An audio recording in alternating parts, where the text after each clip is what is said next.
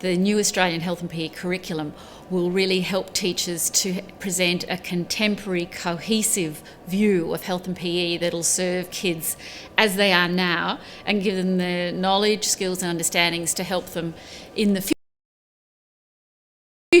It's quite exciting that it will allow teachers and students to be able to explore the issues that are important to them in a safe way. It's a first cohesive, contemporary national initiative that will give a learning guarantee to Australian students for the very first time, and will then be able to have, I guess, a national conversation amongst teachers for the very first time. Sort of framework and direction and guidance that this curriculum can give those generalist teachers, particularly in and around the movement skills and the development of fundamental movement skills and development of movement capabilities, where it provides a framework for them to develop their confidence and their competence and their understanding about delivering quality movement experiences for students. It's got two strands: personal, social and community health, and movement and physical activity. They've got sub-strands to them, but cross-cutting that, we've got 12 focus areas. By having that structure, we're allowing for integration where appropriate of those two strands, and that integration will then mean that teachers have really rich units and that time is used most effectively.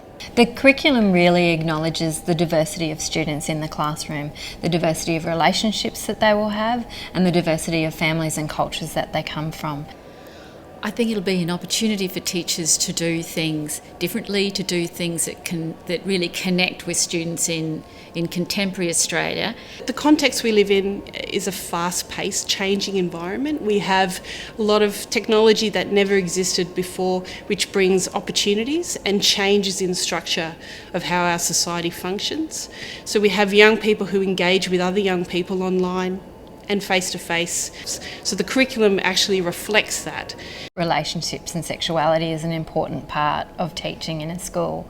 This curriculum just makes that more explicit and really clearly helps teachers to know what to teach and when. Young people in rural and remote schools have got very different resources and possibly interests to those who might be in an inner city school. So that flexibility, I think, is really important.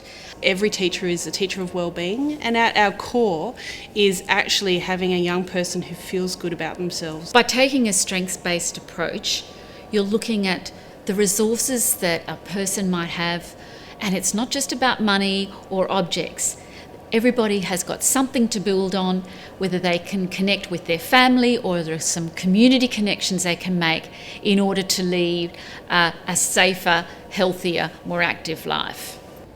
The most exciting part of the mental health and wellbeing aspect, the focus area of this curriculum, is the fact that it can teach young people the skills that they need and give them a toolkit to pick and choose from through all aspects of their life, whether they do have a mental health, an underlying mental health disorder, or they just want to feel happier and well.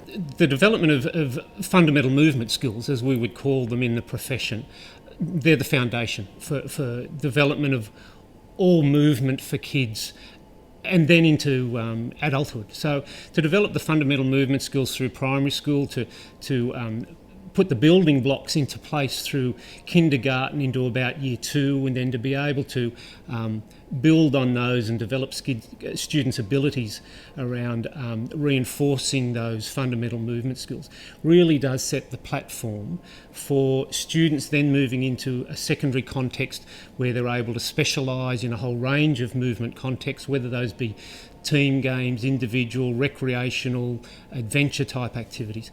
And then to be able to reinforce those habits and behaviours, I guess almost build off the natural enthusiasm that young people bring to school around movement and around play and exploring their movement potential, and to really take advantage of those early years of education where we can certainly put in place those building blocks for movement. As we put in the building blocks for reading and writing, we can put in place those building blocks for movement and work off those natural enthusiasm and excitement that children bring into certainly the early years of primary school for moving. In the physical activity and movement strand, students will very explicitly learn a range of movement skills and knowledge about the movement. But while they're doing that, they will also develop a range of other skills such as teamwork, leadership, taking responsibility, developing relationships. To know yourself well, to be a confident and resilient young person and a resilient adult, and to be able to function well as an adult and to have great relationships, and to know where to get help when you need it or when a young person that you know also needs it. It's also important so that they can make safe, informed, mutual decisions about the relationships that they have in their lives. Look, the opportunities that we'll have now to share resources across the nation, to share best practice across the nation is going to be a really exciting time.